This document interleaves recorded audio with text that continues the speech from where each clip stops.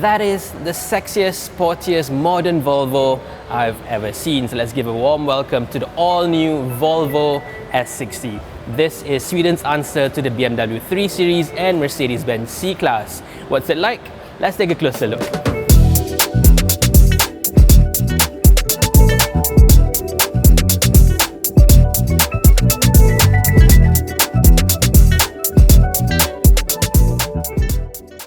This new third generation S60 completes Volvo's transition into the modern era. Now that started with the XC90, big and fresh, and continued on with the S90, XC60, XC40, and now this. But this is the car that Volvo Car Malaysia claims to be its strongest weapon against its premium car competition. We have a winner here, claims Volvo Car Malaysia. And based on this car's looks, pricing, and equipment on offer, I'm inclined to agree. Let's talk about the all-important pricing. There's only one single variant here in Malaysia, the T8 twin-engine R-Design. And this goes for 296,000 ringgit, putting it right in between its two main rivals, the BMW 330i and the Mercedes-Benz C300. But that is not the full picture. Now you see the two Germans have the engine equivalent of the Volvo S60 T5, but this here is the flagship T8 twin engine. In terms of performance, this blows the socks off the two Germans. Under the hood is a 2-litre petrol engine that's been both supercharged and turbocharged to make 320 horsepower and 400 Newton meters alone. That itself is more than what its German rivals have to offer. But on top of that, there's also a big electric engine powering the rear wheels, adding on an extra 87 horsepower and 240 Newton meters of torque. So combined, this car has 407 horsepower and 640 Newton meters of torque. With an 8-speed automatic transmission, it gets from 0 to 100 in just 4.4 seconds. Now, to put all that into perspective, its German rivals take almost 6 seconds to get to the same speed. This is even quicker than a Mercedes-AMG C43, and that is over 400,000 ringgit. Now, actually, this car's performance is very comparable to the BMW M3 and the Mercedes-AMG C63 performance cars, and those cars are well over 700,000 ringgit. Now this is a performance bargain. Not only is this car extremely powerful, it's also very efficient. This being a plug-in hybrid car, it has a combined fuel economy claim figure of 2 liters per 100 kilometers. That's not 20, 30, that's 50 kilometers per liter, which is extremely amazing. But to get anywhere close to those numbers, you have to charge the car almost pretty much every single day. You can use a regular 3-pin plug or a dedicated home charger that you can buy in Volvo showrooms. And charging the 11.6 kilowatt hour battery will take between 3 to 5 hours depending on what you use, and a full charge will give you an electric range of almost 50 kilometers. So if your daily commute is not very far away, and if you charge this car every single night, it's entirely possible to not use a single drop of fuel for your everyday drives.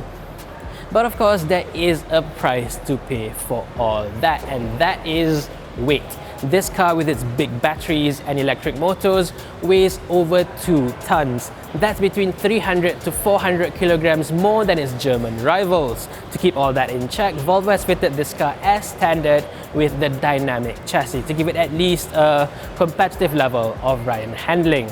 There's no fancy air suspension or adaptive dampers here, just good old passive dampers. To go along with the dynamic chassis and extreme performance, this car is fitted with the full Volvo R-Design package, For those not familiar, this is Volvo's equivalent to the BMW M Sport and Mercedes-Benz AMG line. With that, you get completely different front and rear bumpers here with a much sharper and sportier design, complete with gloss black inserts within the grille and the lower apron. The grille surrounds itself, including Volvo's Iron Mark logo, is finished not in chrome but in satin silver. Together with the big 19-inch wheels, I think this car looks the business.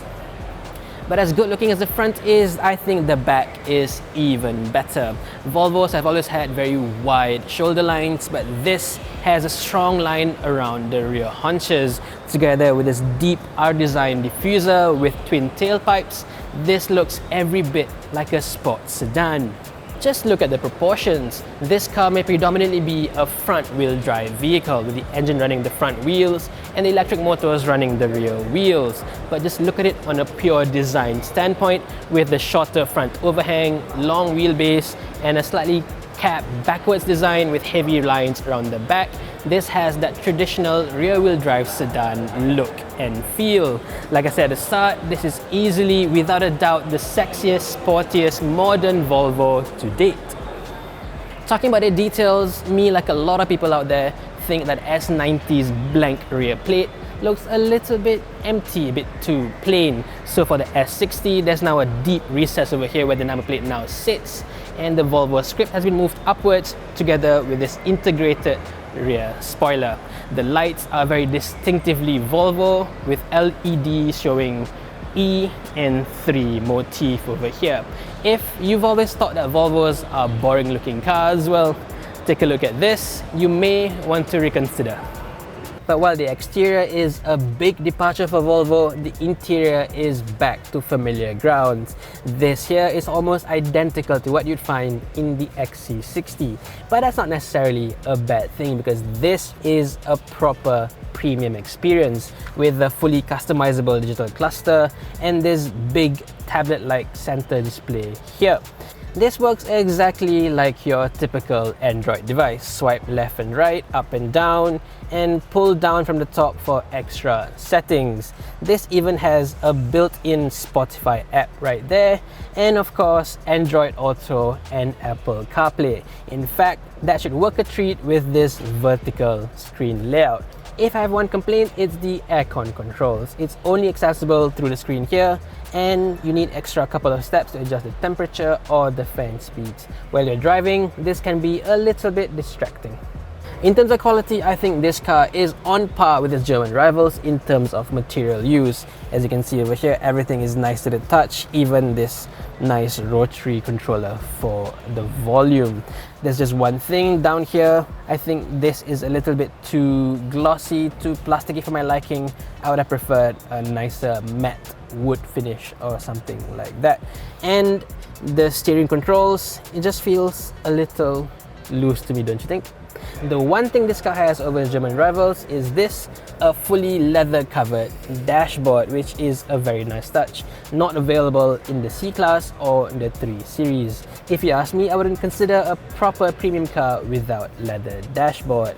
On this car, however, it's only on the front dashboard and not on the top of the door cards. But yeah, that's a bit of a pity. Moving on to the specifics, this car gets as standard a 14-speaker, 600-watt Harman Kardon audio system. This is not quite the flagship Bowers & Wilkins audio system, but this is still better than what's offered in most of its rivals.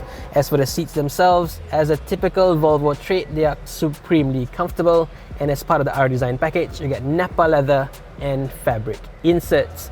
Down here you get this nifty electronic gear lever and not the crystal gear lever. In the S60, that is only reserved for the flagship Polestar engineered model. And as is usual with most Volvo PHEVs, there's not much space down here. There's just a shallow space for your phone and not much else. Going into the technologies on offer here, this car is a complete standout because it comes as standard with the full active safety and convenience features.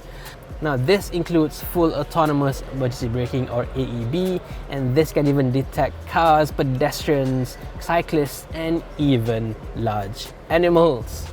Beyond that, this car also has adaptive cruise control, active lane keep assist. Combined together, you get a semi-autonomous driving system which Volvo calls Pilot Assist. This works in both the highways as well as traffic jams, and that in itself is a big highlight in this class. It's a first in the class, and as a comparison, the BMW 3 Series here in Malaysia doesn't even get AEB. As for the rear quarters, it's absolutely massive. As you can see over here, there's a lot more legroom compared to a C-Class, a little bit more than the 3 Series. The seats themselves are supremely comfortable again, way better than the other two, although taller people might struggle a little bit with the headroom over here. Down the middle, you don't get any USB ports, which is a bit disappointing, nor do you get center aircon vents. But on the other hand, it does offer these B-pillar mounted aircon vents, which I do prefer because it blows directly to your face instead of your lower half. Now onto the drawbacks, this car does not have any rear blinds, nor does it have any window blinds, which you do get in the C-Class. And the rear doors themselves are rather short, while the aperture is a bit small, so getting in and out can be a little bit trickier than it really should be. And then as you can see, of course, there's this massive center hump, so you can't really fit a third person in the back here. It just wouldn't be very comfortable, because as it is, your feet are already struggling for space due to the rails of the front seats. As standard, this car does come with what Volvo calls a panoramic sunroof, but as you can see, it's not very big. It just ends right about there. But then again, it's better than not having any, like in the 3 Series, I suppose. And also, this could just be my personal pet peeve, but on the outside, the sunroof is a cutout instead of having the entire roof being black, which I do prefer in terms of design. One last thing is the boot. At 390 litres, it's about 10 to 15% less compared to its German rivals. There's also a tyre repair kit underneath the boot floor, because unlike the rest of the class, this car does not come with run-flat tyres. On a side note, the first batch of the S60 comes as a CBU model coming directly from South Carolina, USA. Moving forward, there will be CKD models coming from Volvo's Shah Alam plant, but the pricing and specs will be identical.